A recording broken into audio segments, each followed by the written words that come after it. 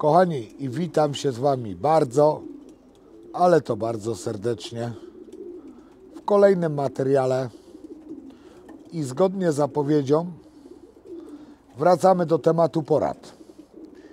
Jako że zbliża się nieuchronnie ten wspaniały czas w każdej hodowli parowania gołębi, czy jak to mówią po poznańsku, parzenia gołębi. Myślę, że właśnie tym aspektem dzisiaj się zajmiemy. I teraz kilka konkretnych porad, jak w ogóle przygotować gołębie do tego wspaniałego okresu.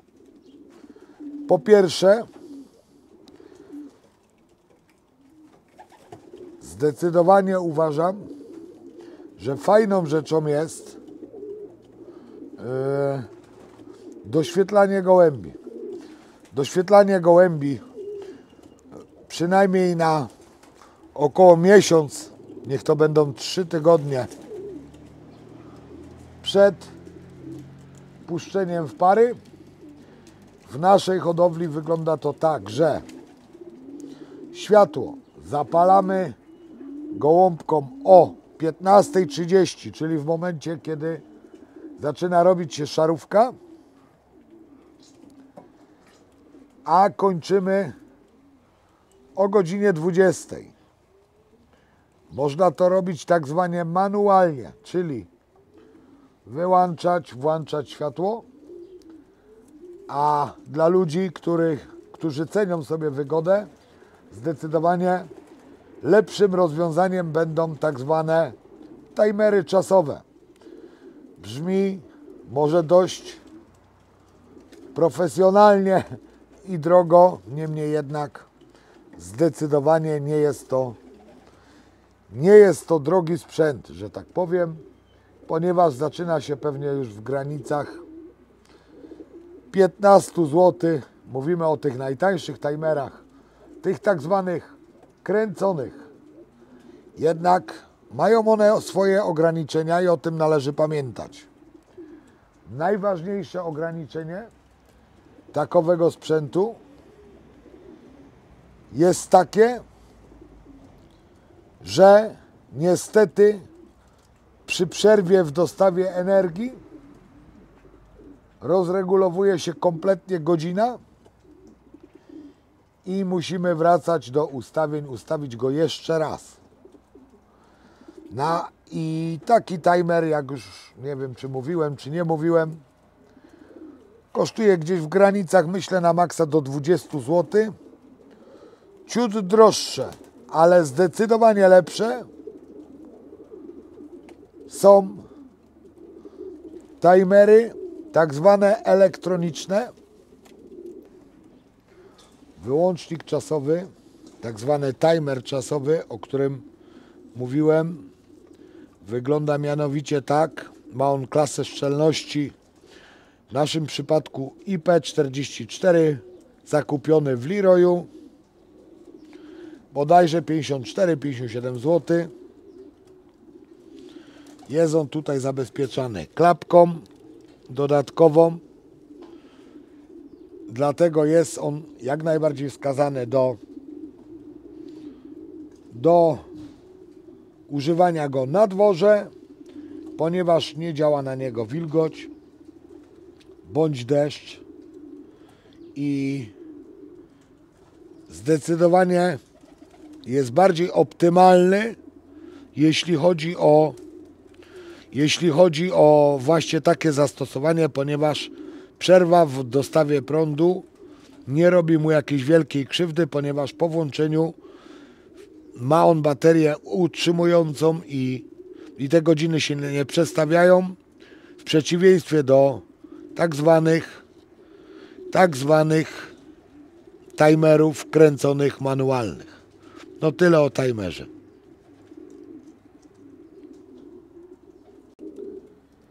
Które naprawdę są o wiele wygodniejsze i wbrew pozorom nie są one trudne w obsłudze. Taki timer Myślę, że kosztuje gdzieś w granicach od 20 zł, pewnie nawet do 60. W naszym przypadku był to timer, który kosztował bodajże 56 zł. Z racji tego, że wtyczkę mamy na dworze, jeśli takie coś występuje, musimy patrzeć na klasę szczelności. Czyli mówiąc najprościej, musi być napisane informacja IP44. Znaczy to, że jest on odporny na deszcz, na wilgoć i na takie rzeczy. Dlatego też są one ciut droższe, aczkolwiek o wiele bardziej wszechstronne, tym bardziej, że ja cały prąd mam doprowadzony do elewacji domu i tak naprawdę tylko takowy sprzęt wchodzi w grę. Nie mówiąc już o tych super zaawansowanych rzeczach, które no na pewno są o wiele, wiele lepsze. A dlaczego są lepsze, zaraz Wam odpowiem. Ale też na pewno są słono droższe. Te najdroższe timery, ich przewagą jest na pewno to, że o danej godzinie, jeśli ma się wyłączyć o 20, to można tak zaprogramować, że powiedzmy od 19 te światło stopniowo będzie przygaszać, będzie coraz słabsze, wtedy wygląda to bardziej naturalnie. Gołąbki mniej więcej wiedzą, kiedy zejść do siebie na półkę i nic ich nie zaskoczy. Także, reasumując, doświetlamy gołąbki, to po pierwsze, jeśli chodzi o wszystkie czynniki zdrowotne, to chyba raczej nad tym nie będziemy się skupić, bo to, że gołąb musi być idealnie zdrowy, to raczej przekonywać nikogo nie muszę i ten aspekt sobie tym razem podarujemy. Drugą taką sprawą, zdecydowanie w tym pierwszym okresie, czyli ruszajmy powiedzmy miesiąc przed parowaniem, uważam, że ta karma może zdecydowanie być rozcieńczona i teraz pytanie zasadnicze, chyba najwięcej zapytań od Was, czy w swojej hodowli używamy owsa? Owsa, kuracja owsowa, bardzo modna zresztą w ostatnich latach. Odpowiedź brzmi nie. U nas próbowaliśmy, jak w większości nowości, jednak w myśl doktryny, że nie robimy gołębiom pod górkę. Trudno powiedzieć, żeby im to szkodziło, bo pewnie nie szkodzi. Aczkolwiek w myśl doktryny, że jeśli gołębie czegoś bardzo nie lubią, nie będziemy ich zmuszać do tego, a tak właśnie z owsem, daliśmy sobie z tym spokój. Oczywiście wszystko idzie przyzwyczaić, bo z głodu zje się wszystko. Niemniej jednak nie podoba mi się to osobiście. Uważam, że to nic nie wnosi. Ja wiem, słyszałem wielokrotnie o łuskach, które czyszczą jelita i tak dalej. Być może tak jest, jednak jak już mówiłem wcześniej, w naszej hodowli absolutnie to nie występuje.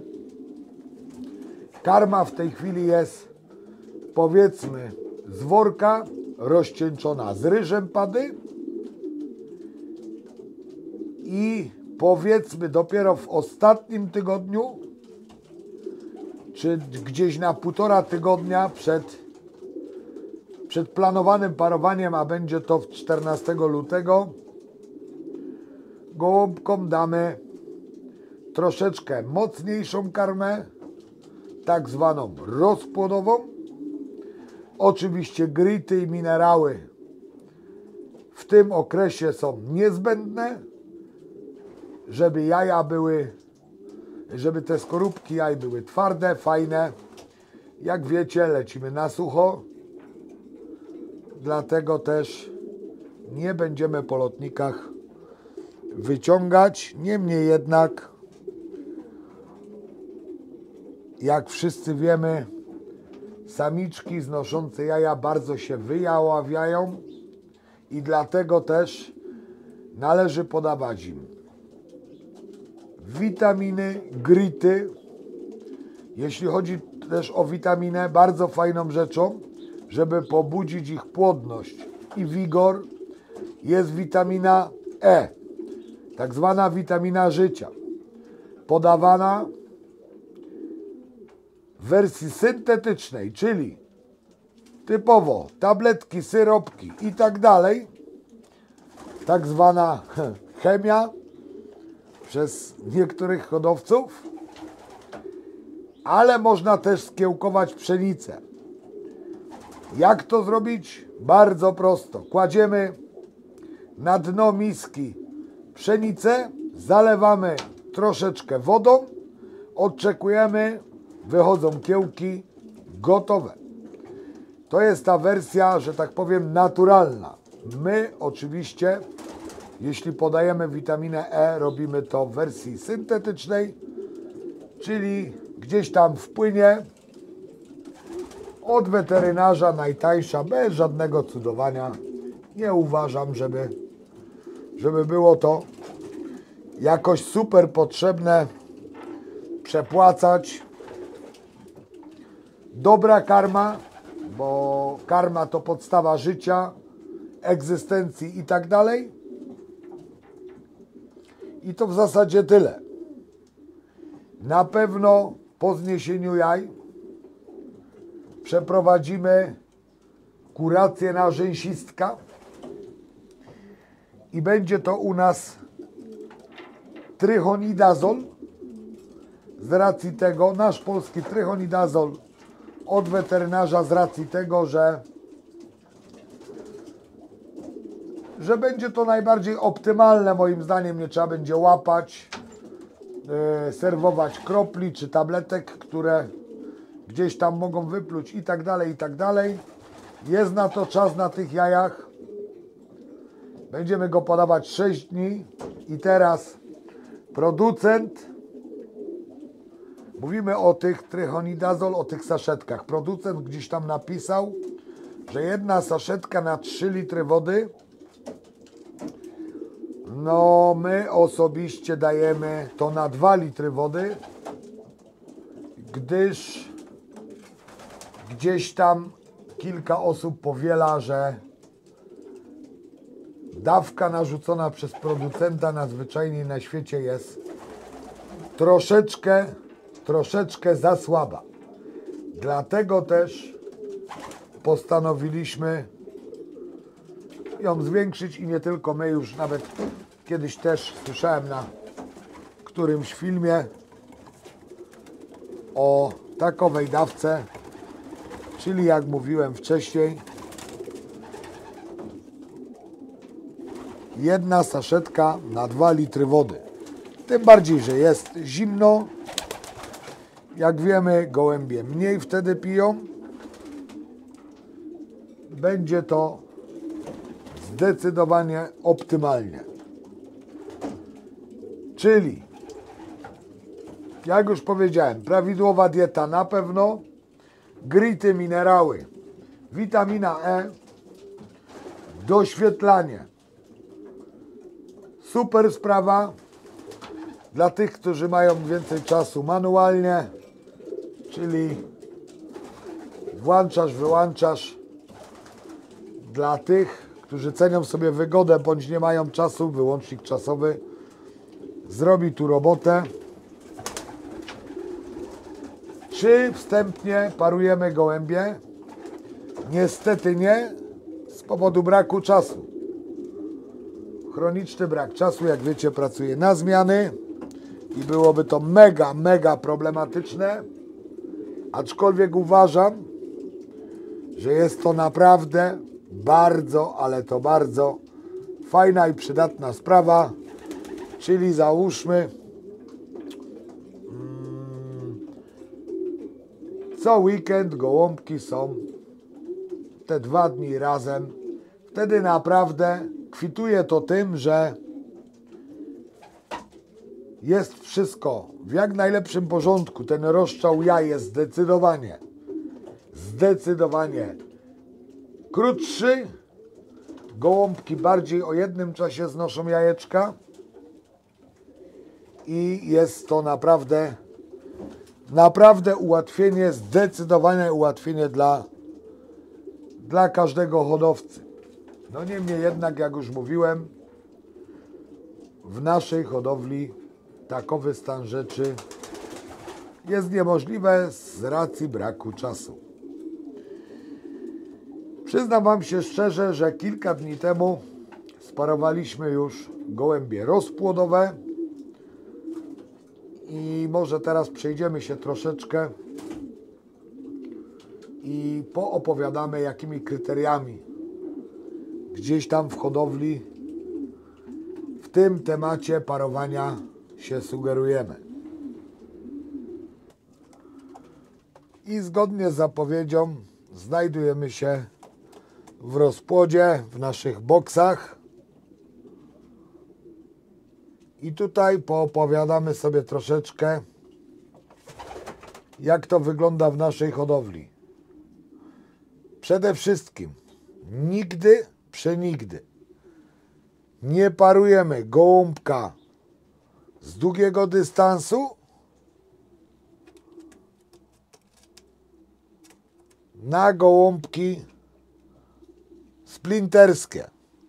W naszej hodowli uważamy, że optymalną sprawą jest parować gołąbki tak zwane splinterskie z gołąbkami splinterskimi bądź średniodystansowymi.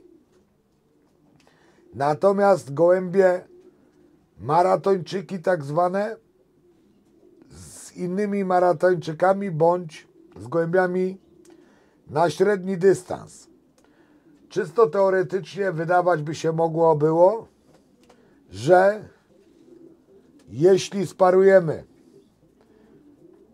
jeśli sparujemy gołąbka splintera z długodystansowym, wyjdzie nam tak zwany all-round gołąb, czyli na każdy dystans. Niemniej jednak życie pokazało, że bardzo często te najlepsze cechy tych gołębi gdzieś tam się rozmywały i zostały tak zwane nijakie geny. Dlatego też odeszliśmy już dość dawno z takiego parowania i przeszliśmy na coś takiego. Druga sprawa i też bardzo ważna, którą się kierujemy, zdecydowanie nigdy nie parujemy gołąbków dwóch dużych, czyli jeśli samiczka jest powiedzmy większa, dajemy jej mniejszego partnera. Natomiast jeśli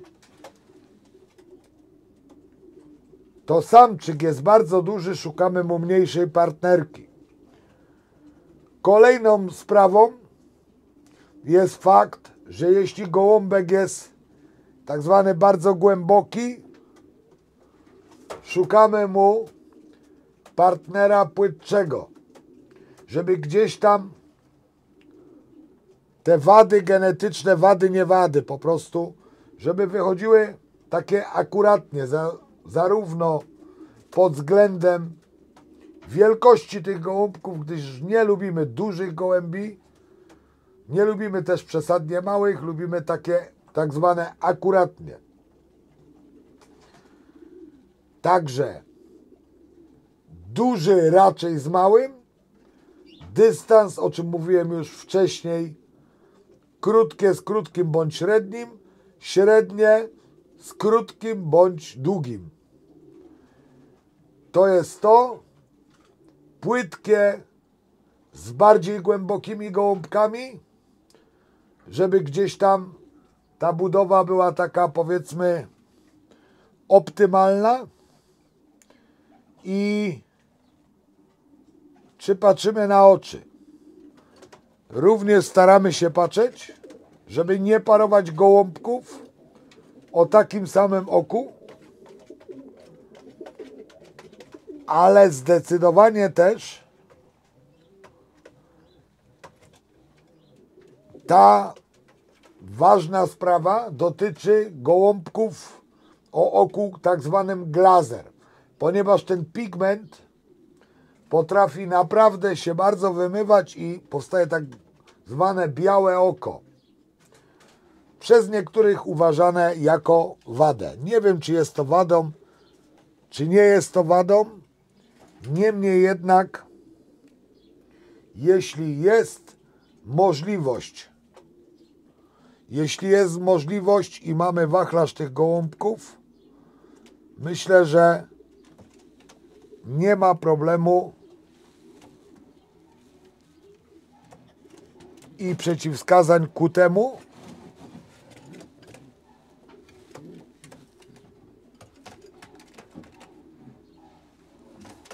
żeby właśnie takowe manewry z nimi przeprowadzać i nie parujemy gołębi o tych samych oczach. Problem, który występuje w każdej hodowli od zawsze, jest problemem tak zwanych krnąbrnych samcy, czyli agresywny samiec bardzo mocno atakuje samicę do tego stopnia, że potrafi nawet doprowadzić do tak zwanego zejścia samicy. Nie mogę tutaj wypowiedzieć tego słowa, ponieważ YouTube bardzo jest na to uczulony, jednak chyba myślę wszyscy wiemy. I właśnie takowy problem był z tym oto samcem, jest to nasz były lotnik. Jak sobie z tym radzimy? No tak jak widzicie na załączonym obrazku. Jest otwarta cela cały czas, że ta samiczka może się przed nim schować. Co ciekawe, na wolności on zachowuje się kompletnie inaczej. I można by rzec, że może po prostu jej nie zaakceptował, skoro tak agresywnie na nią idzie. No to powiem wam szczerze, że bodajże jest to już trzecia samica, z którą próbowaliśmy walczyć z tym gołąbkiem i wszystkie bardzo mocno bije. Dlatego też, żeby nie doprowadzić do jakiejś tam tragedii, gołąbki są puszczone na luz. Często zdarza się też, że gołąbki nie chcą iść w parę z racji tego, że któraś samiczka, powiedzmy, jest gołąbkiem późniejszym, która jeszcze, że tak powiem, nie jest gotowa do tego. Przychodzi stres związany z zamknięciem jej w celi. W takowych przypadkach również albo puszczamy na luz w gołębniku, albo przenosimy do pustego gołębnika, zostawiamy je na zewnątrz i najczęściej, uwierzcie mi, już po jednym dniu mamy pozytywny efekt w postaci sparowania tych gołąbków. Jeszcze o czym warto powiedzieć, to pokażę wam coś, co niektórych hodowców może bardzo niepokoić w postaci takiego kału. W postaci takiego kału, który występuje bardzo często po sparowaniu gołębi i niestety kompletnie błędnie interpretowany jest przez młodych hodowców jako choroba. Pojawiła się choroba w gołębniku, nic bardziej błędnego, nie panikujemy, nic z tym nie robimy, ponieważ jest to spowodowane bardzo często, jeśli wcześniej nie było takiego kału, nadzwyczajnym na świecie stresem. Stresem, który właśnie objawia się tym, że ten kał jest luźny w tej pierwszej fazie. Oczywiście nie oznacza to żadnej choroby, nic z tym nie robimy. Powtarzam, jeśli wcześniej gołąbki kał miały normalne, a po sparowaniu ten kał jest luźny, zielonkowaty czy obojętnie jaki, naprawdę dajmy sobie trochę na wstrzymanie i nie róbmy żadnych pochopnych kroków, kuracji, cudów, ponieważ nie tędy droga. Nie tędy droga, takowy stan rzeczy u nas występuje praktycznie co roku i co roku po krótkim czasie wszystko wraca do normy i cieszymy się fajnymi, młodymi gołąbkami. Dlatego zdecydowanie, ale to zdecydowanie nie panikujemy. Gołąbki po zniesieniu jaj dostaną, jak już mówiłem, trychonidazol przez 6 dni w dawce 1 saszetka na 2 litry wody i jest to inaczej. Zachodzi pytanie, dlaczego właśnie na jajach? Odpowiedź jest banalnie prosta. Ponieważ jak wiemy, rzęsistek to jest tak niewdzięczna choróbsko, że powraca jak mantra najczęściej po około 3 tygodniach.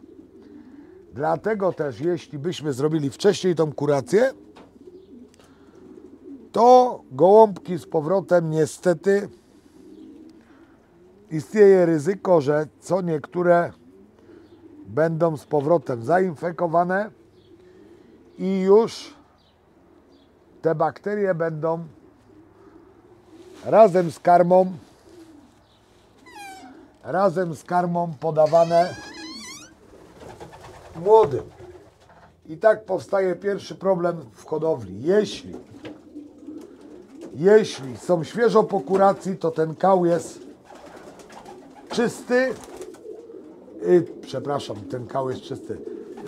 Ta karma jest czysta, pozbawiona jakichś pasożytów i pozwala nam to wychować młode, silne, witalne i tak dalej, i tak dalej. Także no te zagadnienia to uważam, że są najważniejsze. Pilnujemy samczyków, które naprawdę potrafią wojować. O, tu mamy kolejny przykład. Gołąbki, które, że tak powiem, albo nie chciały się super parować, albo z racji tego, że są późnymi gołąbkami, a tak w tym przypadku jest, trafiły tutaj, na dużej przestrzeni one czują się zdecydowanie odważniej, są zamknięte same, interesują się sobą i mogę Wam powiedzieć, że naprawdę wygląda to dość obiecująco. Gdyby miał ktokolwiek, jakiekolwiek pytania związane z parowaniem, z okresem młodych, czy coś by było niejasne, czy niedopowiedziane, zapraszam jak zwykle do kontaktu i ostro pracujemy, naprawdę ostro pracujemy, ponieważ tak naprawdę do sezonu została już tylko chwila. Z racji tego, że okres parowania zaczyna naprawdę tak intensywną pracę, że nawet się nie zdążymy odwrócić, a będzie już sezon lotowy. Zapraszam do komentowania. Przypominam, że nie obrażamy w komentarzach ani mnie, ani innych komentujących. Konstruktywna krytyka jak najbardziej jest skazana. Niemniej jednak obraźliwe komentarze lądują w koszu albo przeze mnie, albo bardzo często YouTube algorytmem wywala je, sam sobie nawet ja nie za bardzo je widzę, bo lądują w tak zwanej poczekalni do sprawdzenia.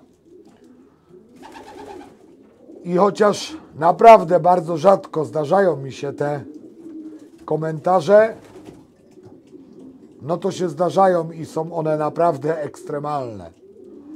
Jeden z takich naprawdę dobitnych, nie wiem czy w życiu może z 4 komentarze ja usunąłem, ale jeden zapadł mi bardzo w pamięć.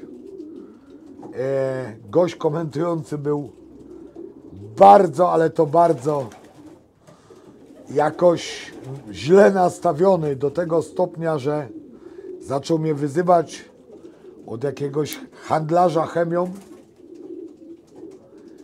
jak pokazywałem bodajże U200, których notabene nie sprzedaję, ponieważ jak wiecie, no ja nie mam żadnego sklepu. A później stwierdził, co mnie dosyć rozbawiło, że już po samej mordzie widać, cytuję oczywiście, że jestem jakimś złym człowiekiem, czy coś w tym stylu. No. Pozostaje tylko spuścić kurtynę milczenia i życzyć temu panu szybkiego powrotu do stabilności psychicznej i nie nakręcania się. No ja myślę, że tyle. Ale zdecydowana większość komentarzy jest na tagi. To jest naprawdę miażdżąca ilość i z tego się cieszę. Jak również z tego, że przez 3 ostatnie lata dajemy sobie wspólnie wiele radości na tym kanale, co jest jasno powiedziane w prywatnych wiadomościach, bądź nawet w komentarzach, za co bardzo dziękuję. I namawiam do subskrypcji, ponieważ niestety 70% ludzi ogląda kanał bez subskrypcji, a jak bardzo one są potrzebne, to już spieszę z Wam z wyjaśnieniami. Im więcej subskrybentów ogląda, tym film jest polecany większej rzeszy nowych hodowców i trafiamy do większej rzeszy odbiorców. Kochani, i z racji tego, że spacerując kamerą jesteśmy bardzo często narażeni na jakieś bodźce zewnętrzne, które nas rozpraszają i nie wszystko zostaje powiedziane, dlatego postanowiłem nagrać dla Was krótkie podsumowanie. I w pigułce w 3-4 zdaniach, żeby Was tu nie nudzić, jeszcze raz opowiedzieć to wszystko w skrócie, plus zagadnienia, o których właśnie zapomnieliśmy. Na przykład jadąc od samego początku. Z początkiem stycznia schodzimy na karmę bardzo lajtową, w naszym przypadku rozmąconym ryżem pady. Druga sprawa i bardzo ważna jest odrobaczanie gołębi. Uczulam Was, drodzy hodowcy, żeby ten okres od odrobaczania do puszczenia w pary był odpowiednio długi. Takim myślę, że optymalnym okresem jest to około 3 tygodni. Dlaczego? Jak wszyscy wiemy, albo większość przynajmniej wie tych doświadczonych hodowców, wszystkie rzeczy na odrobaczenie są bardzo niestety inwazyjne, co może spowodować bardzo słabą płodność, zalężanie jaj, bądź nawet jeśli uda się, że te jajka są zalężone, zdarzały się przypadki, gdzie gołębie przy wylęgnięciu, jak zaczęły dostawać piór, te pióra były bardzo złej jakości, nawet Nawet wyglądało to tak, że były takie jakby dziury powypalane i właśnie bardzo często jest to spowodowane tym za krótkim okresem od odrobaczenia dlatego. Czyli jeśli powiedzmy zostało Wam do sparowania gdzieś 2 tygodnie, to naprawdę podarujmy sobie już te odrobaczanie, machnijmy ręką na to i myślę, że będzie to tylko plus. Kolejną sprawą, nie mniej bardzo ważną, jest fakt, o którym trzeba tutaj zdecydowanie powiedzieć, że o ile karma, jak powiedziałem, kompletnie nie uważam, żeby przed okresem parowania była jakoś super mocna, super treściwa, natomiast już krótko przed samym, że tak powiem, zniesieniem jaj, czyli tym okresem gonienia samiczek na jaja, ta karma powinna być totalnie torpeda. A to dlatego, że jak wszyscy dobrze wiemy, taka samiczka bardzo często nie ma szans się najeść, bo samiec jest tak agresywny, działa ten popęd płciowy i goni ją z taką intensywnością, że ona nie ma szans zjeść czegokolwiek, dlatego każde jedno ziarno, które ona gdzieś tam chwyci w tym locie, powiedzmy, kiedy gdzieś tam uda jej się złowić, niech to będzie ziarno dobrej jakości, bardzo mocne, bardzo treściwe. Również to dotyczy samców, które same w sobie są w takim amoku, że też nie potrafią się najeść.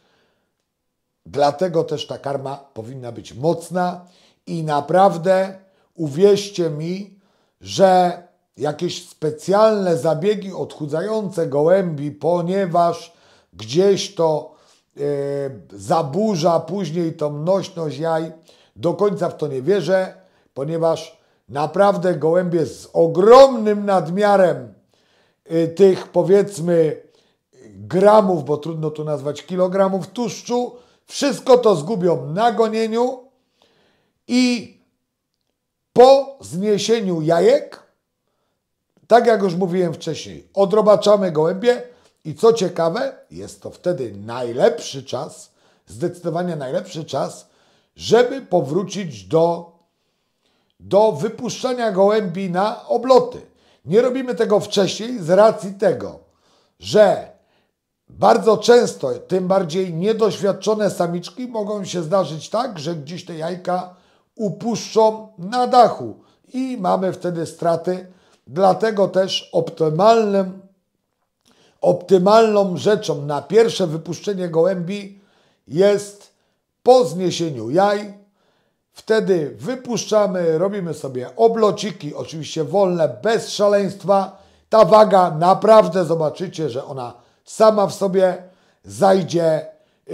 zejdzie do właściwej tej.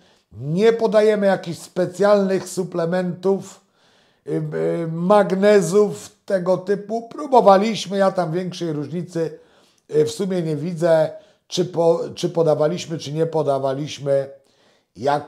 Jakoś wydaje mi się, że w tym więcej jest w tym marketingu jak czegokolwiek.